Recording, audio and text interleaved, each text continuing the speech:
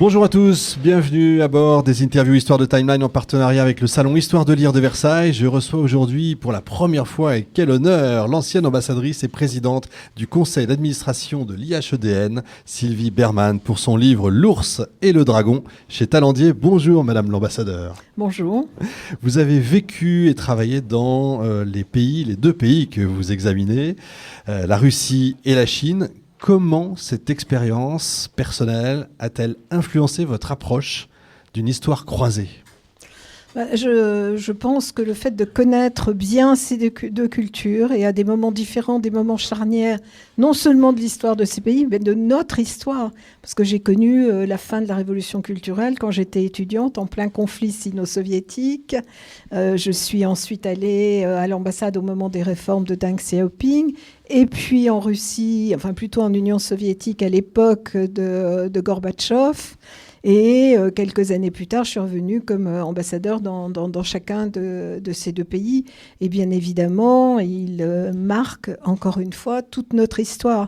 Et j'ai voulu revenir en arrière, c'est-à-dire il ne faut pas se concentrer uniquement sur l'actualité, mais comprendre les raisons profondes des relations internationales, des conflits. Et c'est une histoire tumultueuse entre les deux pays. Mais on va avoir du mal à ne pas parler d'actualité quand même, évidemment. Bien sûr. Le livre sort un petit peu en plein comme il faut. Ouais. On a d'ailleurs tendance à être étonné de ce rapprochement actuel entre justement la Russie et la Chine. Or, comme vous le disiez, ça fait très longtemps. Alors, en fait, je commence ce livre par une phrase qui est ce que m'a dit l'ancien directeur d'Asie à Moscou, qui est aujourd'hui ambassadeur de Russie en Chine. Et il m'a dit, on pourrait ériger une statue à Donald Trump, parce que grâce à lui, on n'a jamais eu d'aussi bonne relation entre la Chine et la Russie depuis Catherine II. Donc depuis le XVIIIe siècle. Donc je me suis dit que j'allais effectivement vérifier ça. Et c'est vrai. Alors pour comment ça explique l'actualité ? Eh bien aujourd'hui, pour les Russes comme pour les Chinois, il y a un adage qui fonctionne toujours en diplomatie, peut-être dans d'autres cas également, c'est l'ennemi de mon ennemi est mon ami. Oui. Et à partir du moment où les États-Unis sont considérés comme l'ennemi et une menace pour ces deux pays, eh bien, ils se sont rapprochés, alors qu'ils n'ont rien de commun en réalité, sinon leurs frontières. On dit toujours que la Russie a un pied dans chaque, dans chaque camp. Ne sait pas où elle est. Est-ce qu'elle est du côté occidental ou est-ce qu'elle est du côté plutôt asiatique ? Il y a eu des longs débats, y compris au XIXe siècle, avec les slavophiles en particulier. On parle d'Eurasie. Mais en réalité, quand vous discutez avec les Russes, qui habitent d'ailleurs très largement dans la partie européenne de la Russie, ils se sentent profondément européens par leur culture et ont beaucoup de mal à comprendre les Chinois. Et à l'époque où j'y étais, c'est-à-dire jusqu'à fin 2019, il y avait donc déjà des sanctions contre la Russie à la suite de l'annexion de la Crimée. Et tout le monde me disait, mais à cause de ces sanctions, vous nous jetez dans les bras des Chinois et on n'en a pas envie, on est européens. Donc ce qui se passe aujourd'hui en Russie est d'une certaine manière contre nature. C'est-à-dire que Vladimir Poutine, avec l'agression contre l'Ukraine, a décidé de couper les relations avec les Européens. C'est De Gaulle qui disait il faut faire l'Europe de l'Atlantique à l'Oural, c'est ça ? Alors De Gaulle disait ça, il est allé très souvent d'ailleurs en Russie et il parlait toujours en fait de la France éternelle et de la Russie éternelle. Et ce qui est intéressant, c'est que les voyages qu'il a faits en 1944 et en 1966, d'ailleurs d'une dizaine de jours pour la dernière fois, lui faisait parler, non pas de l'Union soviétique, il n'a jamais prononcé de mémoire ce terme, il parlait justement de cette Russie et pensant qu'il y avait un lien étroit entre la Chine aussi, puisqu'il est le premier à avoir établi des relations diplomatiques avec Pékin, mais entre la Russie et la France. C'est vrai qu'il y a une histoire particulière, et quand je suis partie en Russie, j'étais en poste à Londres, et mon collègue belge, qui avait été en Russie avant, il me dit « Tu ne peux pas imaginer l'histoire d'amour qu'il y a entre les deux pays ». Ouais. Pour la culture, très, très largement. Et puis, ils ont adoré Napoléon, alors que Napoléon les a battus. Non, plutôt, ils ont battu Napoléon, alors que les Britanniques, qui avaient battu Napoléon de la même manière, le détestent. Donc, c'était amusant de voir la différence dans les deux pays. Et il y avait les reconstitutions de la bataille de Borodino, entre autres. Effectivement, sans oublier que ça m'échappe, le fleuve que Napoléon... Ah, le fleuve Amour qui les sépare, non, c'est pas ça. Non, ça me vient pas. Bon, on va oublier. Je reviendrai tout à l'heure. La Moskva. Oui, voilà. Ah, au moment de en fait, Napoléon n'a pas vraiment perdu là-bas. Les Français considèrent qu'ils ont gagné, les Russes qu'ils ont parti. C'est la Bérésina. Et la Bérésina, c'est une victoire, en fait. Oui, mais son armée a été complètement détruite par le froid, la maladie, etc. Mais la bataille de Borodino, qu'on appelle nous bataille de la Moskva, il y a aussi un peu les mêmes doutes sur qui a gagné et qui a perdu. Je suis d'accord. Donc dans le livre, vous retracez les relations depuis le XVIIe siècle jusqu'à aujourd'hui.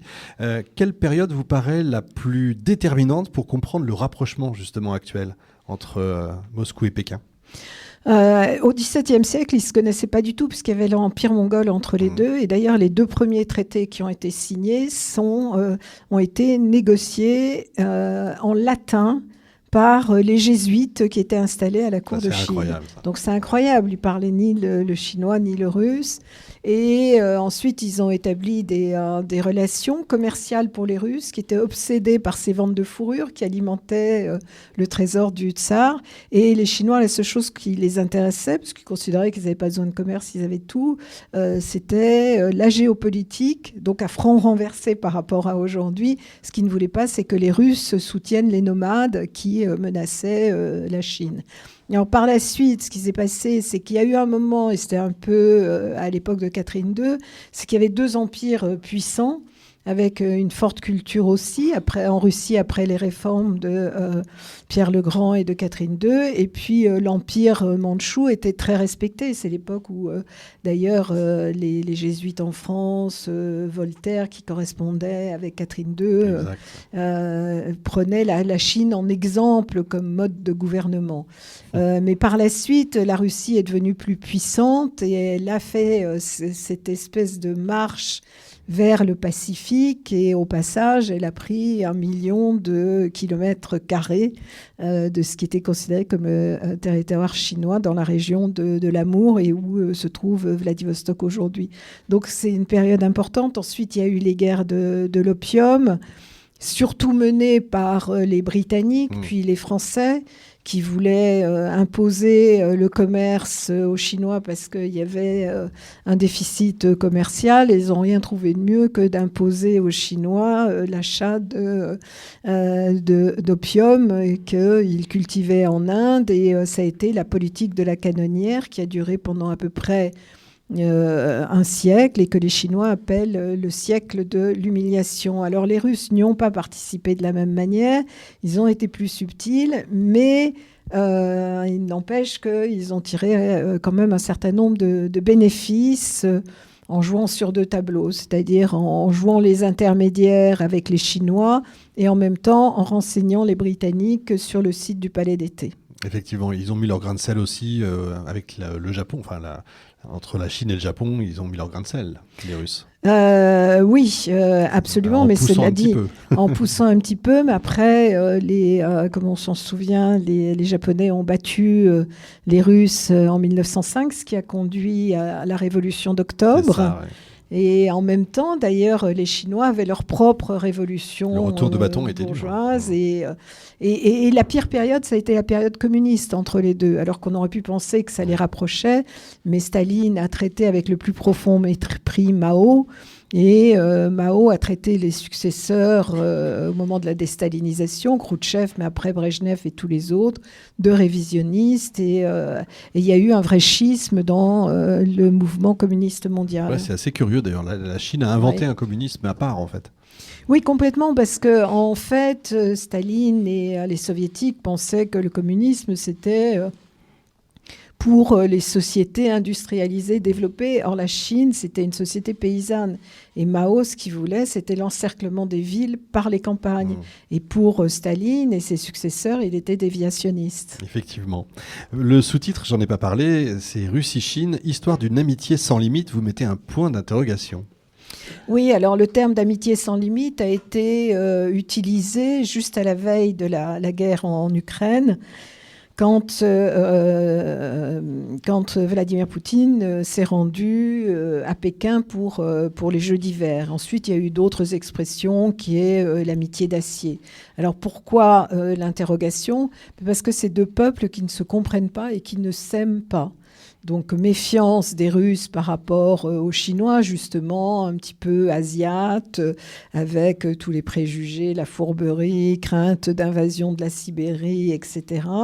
Du côté des Chinois, un mépris pour l'échec de la Russie sur le plan économique, alors qu'elle avait, du temps de l'Union soviétique, les plus grands mathématiciens, les plus grands ingénieurs, et la Chine, qui n'avait rien et dont les universités étaient fermées, a réussi à devenir la deuxième puissance mondiale, et bientôt la première d'ailleurs dans le domaine de l'intelligence artificielle.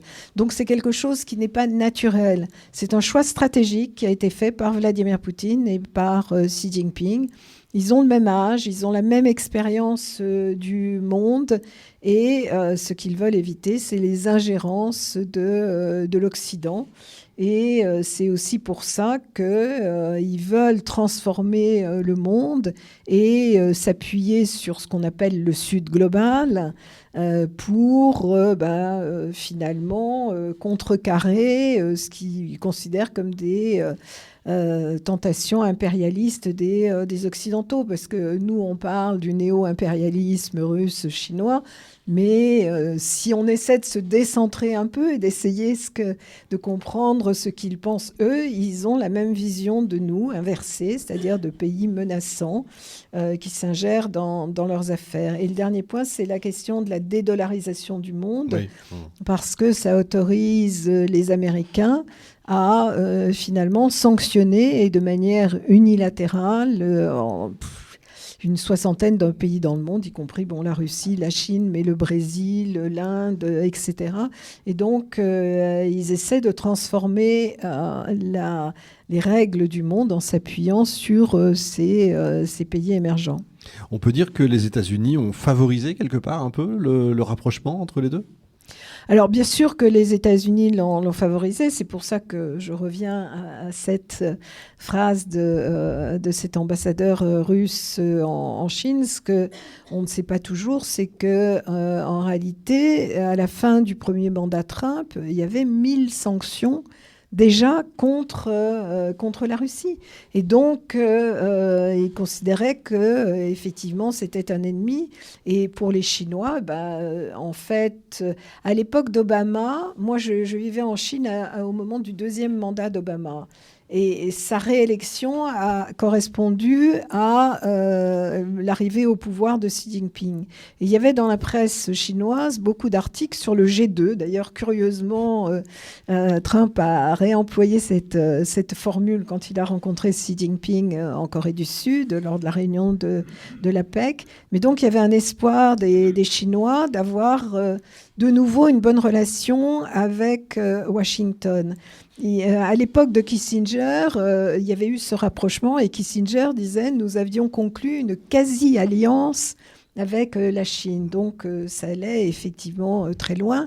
Mais à cette époque-là, il y a eu une première rencontre en bras de chemise en Californie, mais en même temps, Obama décidait du pivot vers l'Asie. Et le pivot vers l'Asie était une menace vers la Chine.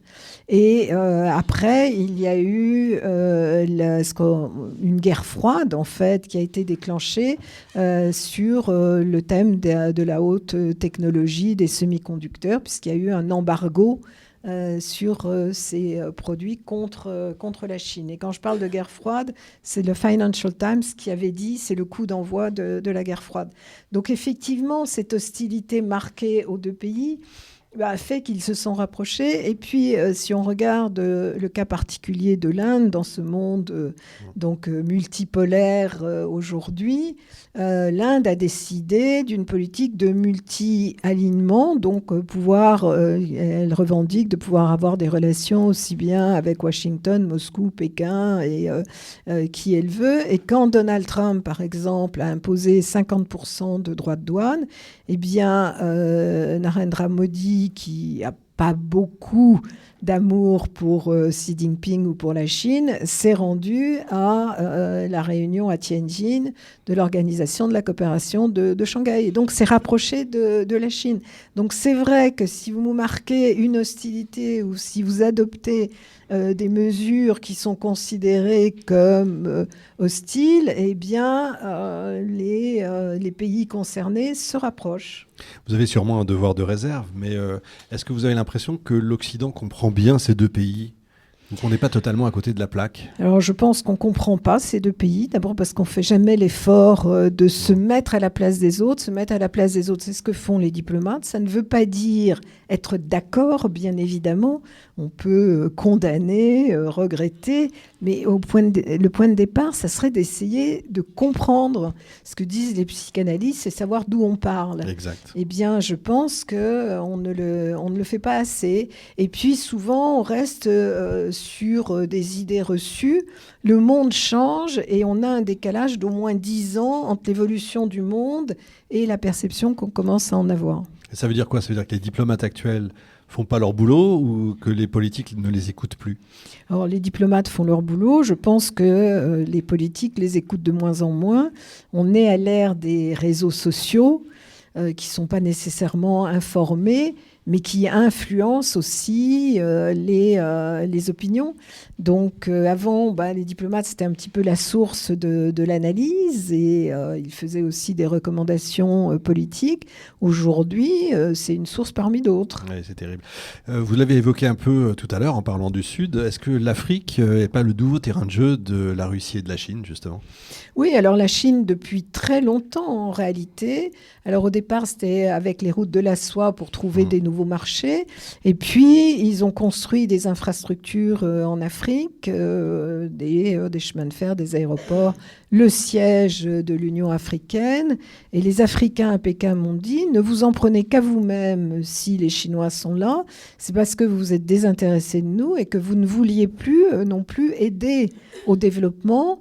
C'est-à-dire qu'on leur donnait des consignes sur la manière de lutter contre la corruption, et pour la bonne gouvernance, ce qui est très bien, mais ce n'est pas ça qui les a aidés à se développer.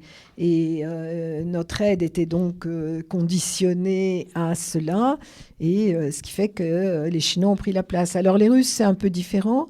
Ils bâtissent évidemment sur les anciens liens du temps de l'Union soviétique, mais ils le font essentiellement dans le domaine militaire, soit le Conseil, soit pire, comme vous avez pu voir, les milices Wagner, qui sont toujours présentes et qui nous ont chassés de République centrafricaine. Ce rapprochement géopolitique, est-ce que ça change la donne justement pour la partie occidentale, la France, l'Europe, le Sud global ? Alors, le Sud global, on est plutôt satisfait. Ouais. Et d'ailleurs, ils étaient présents à Kazan il y a 1 an à peu près. Le secrétaire général des Nations Unies aussi, pour une raison assez simple, c'est que sa circonscription électorale, c'est 193 pays et non pas 30 démocraties. Eh oui. Donc, je pense que le Sud global en profite. Les Américains, évidemment, sont inquiets parce que si on a un bloc russo-chinois resserré, ça peut être une inquiétude pour eux. Mais je ne suis pas sûre qu'ils espèrent autre chose. En tout cas, ce qui me frappe, j'ai beaucoup entendu dire que Donald Trump était obsédé par l'idée de séparer la Chine de la Russie. Je ne l'ai jamais entendu dire. Or, Donald Trump, il n'a aucun filtre et il dit tout ce qui lui passe par la tête. Oui, on avait remarqué, oui. Effectivement. Ça, c'est vrai. Quelles leçons vous avez tirées pendant vos missions de ce qu'on appelle la façon de penser russe ou la façon de penser chinois ? Alors, il y en a un qui est le plus grand pays du monde, La Russie. 11 fuseaux horaires, 17 millions de kilomètres carrés. L'autre qui était le plus peuplé au monde. Ce sont 2 États-continents et on ne pense pas de la même manière. Ce sont aussi des États qui n'ont pas de tradition démocratique et qui ont un passé ou tsariste ou impérial. Et ça compte. Quand j'étais en Chine, avant Xi Jinping, il y avait un système un petit peu collégial de gouvernement. Depuis Xi Jinping, il est seul et c'est l'empereur. C'est ce que disent souvent les Chinois en plaisantant, en disant après tout, c'est l'empereur.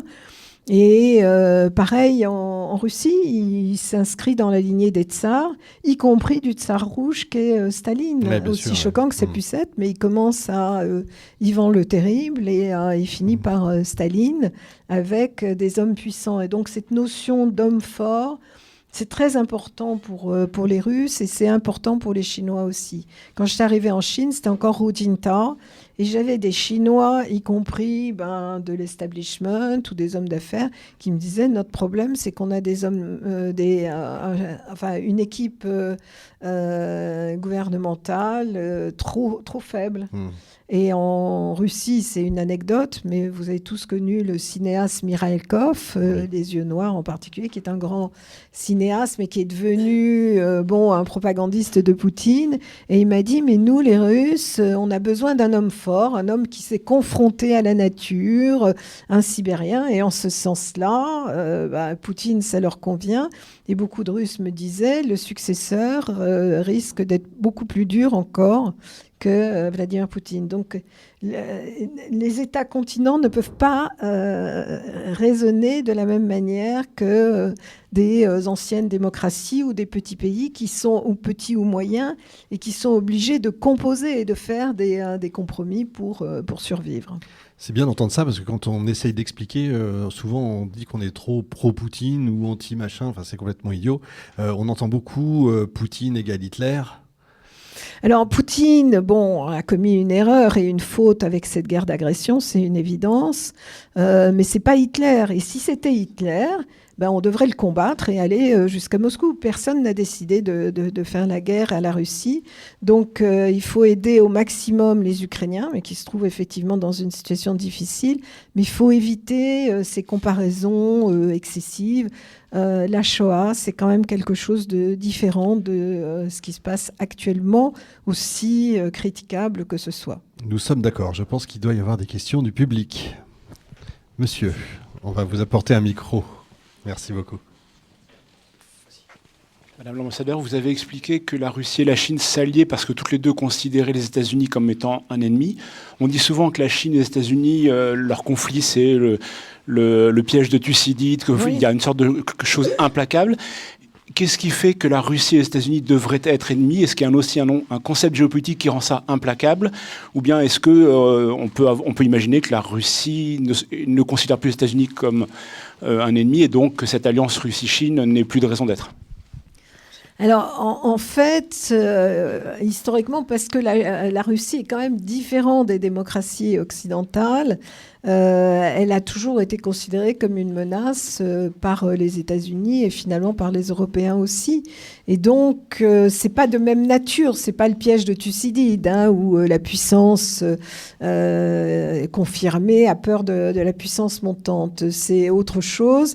Et les Russes, parce que finalement, Vladimir Poutine, c'est un homo soviéticus, c'est aussi un homme du KGB, et son raisonnement est que c'est eux et nous, et que donc les Occidentaux seront toujours des ennemis. Et bien évidemment, cette guerre n'arrange rien, parce que les pays baltes, les pays de l'Est, qui sont terrorisés par la Russie, ce qu'on peut comprendre, veilleront à ce qu'il y ait un cordon sanitaire pendant des années, sinon des décennies contre la Russie. Donc il y a peu de chances que les choses évoluent. Mais si Trump effectivement a cette attitude vis-à-vis de la Russie, c'est parce qu'il considère que la Russie n'est pas une menace ou n'est plus une menace. Effectivement. Si demain l'un des deux géants s'affaiblissait brusquement, est-ce que ça rompt totalement la configuration mondiale ? Je ne sais pas, parce que la Chine n'est pas du tout en train de s'affaiblir, même s'il y a un ralentissement économique, mais elle est presque entièrement robotisée, elle s'appuie sur l'intelligence artificielle. C'est différent pour la Russie, qui s'est quand même beaucoup affaiblie, puis surtout avec cette économie de guerre, le reste de l'économie est aujourd'hui en difficulté. Mais je ne pense pas que ça changera. C'est-à-dire, entre la Chine et la Russie, c'est un partenariat asymétrique, où évidemment la Chine est la plus forte, mais il n'y a pas de vassalisation. Chacun mène la politique qu'il veut. D'ailleurs, on le voit en Ukraine. Vladimir Poutine n'écoute personne. Et la Chine se dit peut-être que si un jour elle intervient à Taïwan, ce que personne ne sait, elle aura besoin du soutien de la Russie, comme la Chine a marqué une forme de complaisance et d'aide vis-à-vis de la Russie sans la soutenir, parce qu'elle n'a jamais reconnu la validité de la guerre ou de l'annexion de la Crimée. On a l'impression que la géopolitique tient avec des morceaux de scotch quand même. Ça tient à pas grand-chose. Sylvie Bermann, vous êtes incroyable, formidable. Merci beaucoup. Je rappelle le titre du livre « L'ours et le dragon, Russie-Chine, histoire d'une amitié sans limite ». Je crois qu'on peut l'applaudir.